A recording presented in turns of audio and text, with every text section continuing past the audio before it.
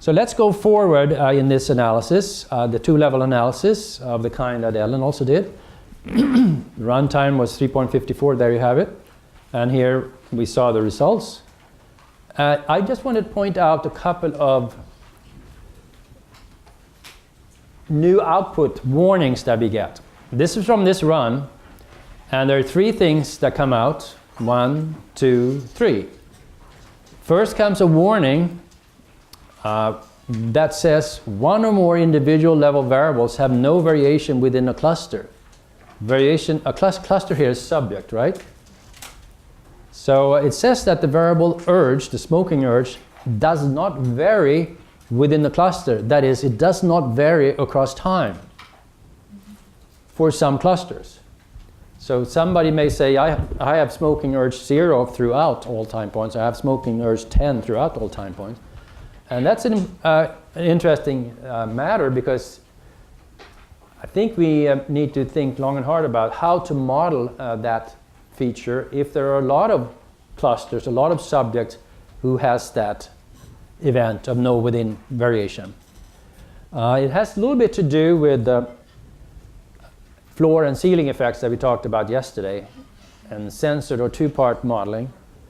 And actually tomorrow afternoon at the very end, I'm going to talk about one little idea that may lead us to a better future in terms of being able to model this. But we notice, for instance, that subject 160 has this problem, or this issue. Maybe it's not a problem, it's a feature, and that's how the data are, and we should try to match it with the right model. So right now we're not sure we have the right model. And then we get a warning in the standardization that Ellen described, in the computation of standardized estimates for that's cluster standardization, that is within person standardization. We have problems computing the standardized values, most likely due to autoregressive coefficients greater than 1 or parameters giving non-stationary values. Such posterior draws are removed. So that's just draws, meaning iterations here. The standardized estimates are produced in each of these iterations just like the raw estimates are, so that you get a distribution for the standardized estimates just like you do for the raw estimates. So in some of those draws, we weren't able to compute the standardized estimates. And you see, once again, it happened for individual 160 here. So you may want to go back to the data there and take a look at, was it correctly coded? And if so, what should we do? We get it also for subject 115. And if you look down here, then for the third output, cluster 115 happens again. You may want to circle that and connect it to the 115 here. The last part is a part of the output that concerns the factor score comparisons on the between level. So the random effect values. Our input that gave us that was this FS comparison. When you say FS comparison here, on slide 51 in the output, you get this output. So what you get is the factor score values ranked by size. So the biggest size is this one for cluster 115, and then it goes down for other clusters. Sometimes, so this value, 0.941, is pretty high for subject 115, which means that in some of the iterations for the standardization, it may go bigger than 1, which doesn't make sense. You can't have AR regression coefficients greater than 1. So that's probably why 115 has a problem there. These values, particularly for phi, or phi, the factor score, can sometimes be 1 or over 1, indicating that this model may not be correctly specified. So this is 3 good things to take seriously and think about. Here's a fourth thing. Time interval comes back into the picture. So for these data, these are the smoking data, I chose 0.08, and it gives a warning: the value specified in the t-interval option may be too big. You have a discrepancy between the actual time and the time recoded by the t-interval option, which is 9.517 in cluster 33. So subject 33 has this problem. It's only one cluster out of 250, so maybe it doesn't matter too much. But let's see what it means. What is 9.5? What does that mean? Well, then we have to think about 0.08, the t-interval value, the bin, the delta, corresponds to 2 hours. In this run, 0.08 is represented as one time unit in the analysis. Therefore, 9.517 corresponds to 9.517 times 2, the 2 hours, the time unit, which means 19 hours displacement. So the recorded time and the observed time and the recorded time differ by 19 hours. So that's a very large difference. So you may want to do something about it. The data for cluster subject 33 should therefore be inspected, and it turns out that the first 30 observations were made in less than a 2-day span. Which is strange because the aim was to have only 5 random measures per day, so 10 for 2 days, and this person has 30. So what happened there? Maybe a coding error of some sort. So that's very informative too, when that value is high, particularly when it's high for many clusters. I didn't do anything about it. Which, by the way, I should say that the examples I'm talking about should not be taken totally seriously, substantively. They're for illustration. I tried to give you an example that's realistic enough so that your associations will be stimulated. The data that you're going to work with and analyze much more carefully. And nothing that I tentatively conclude here should be taken at heart. Maybe we could change 0.08 down to 0.04 and look at 1 hour distances instead. And then we could perhaps avoid this problem.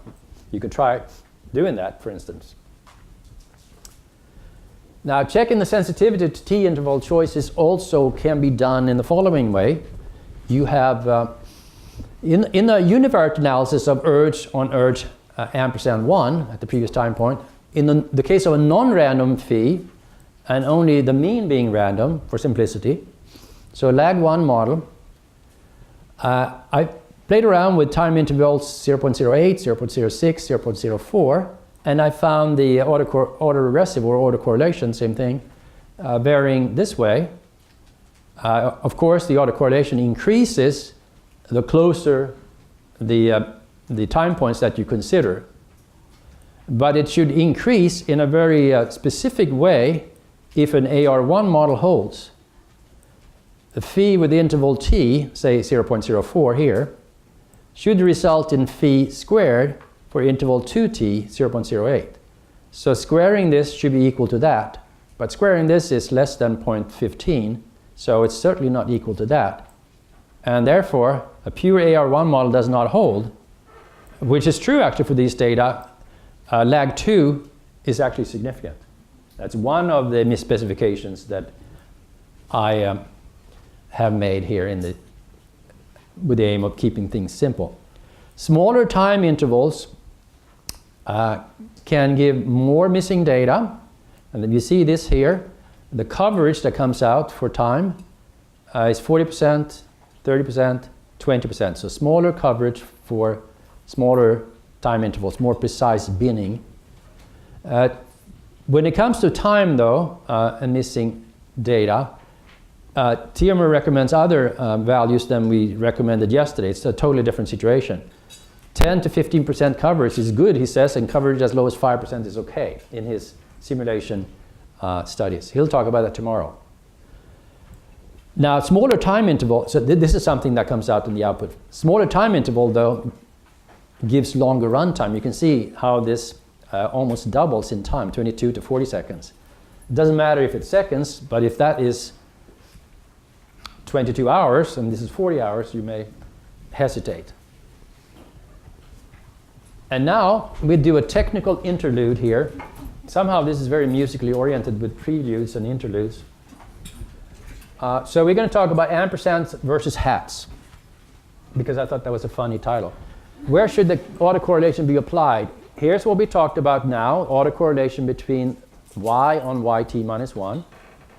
You see that in the literature quite often, perhaps in the econometric literature. They put the autocorrelation here. They're mainly, nevertheless. But this is also very common. You put the autocorrelation for the residual, like we talked about earlier. And I think, for instance, in in many programs or many modeling efforts, you put the autocorrelation for the residual. And we are working towards doing that. TMR has done some work already. I actually have a developmental version of Mplus where I compare these two approaches. So we have the regular autocorrelation and the new residual autocorrelation. The regular, once again, urge on negative affect, that's the contemporaneous regression. And here you have the urge on urge ampersand 1. Regular, this is the total, albeit latent variable decomposed urge. Here you do the residual of urge regressed on urge 1. And we say urge hat on urge hat 1 with lag 1. So that's this thing down here. That is the hat notation, and this up here is the ampersand notation. Because in many writings, this is what people are interested in. So for instance, you may be interested in a regression of urge on negative affect in time series data, and all you want to do is make sure that the residuals, that you don't assume that the residuals are uncorrelated across time, but they have a autoregressive correlation across time. So if you compare those two models, you can compare them with respect to the deviance information criterion, the DIC, for the regular AR and the residual AR. Like for BIC, DIC should be, a good DIC is a low DIC. So this is worse than that. So you would actually choose the model that we've been talking about for this data set under this specification, which again may be the wrong specification.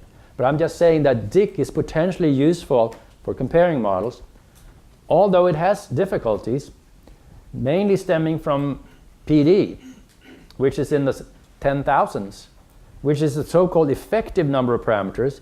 It's not the regular number of parameters, because it includes also latent variables and missing data for each person as parameters. And therefore, the models has to be comparable with respect to latent variables and missing data. This, too, is a topic that we're tackling, TMR is keen on tackling, to make DIC more easily usable for comparing a larger variety of models. Getting the DIC value to a good precision is hard as well. It requires a large number of iterations. So for instance, if the parameter estimates converge after 5,000 iterations, you may need 20,000 for the DIC. And right now it's only available for continuous outcomes. So there's a lot to be done, but we've done an awful lot, and we wanted to get us started on this march towards more interesting analysis.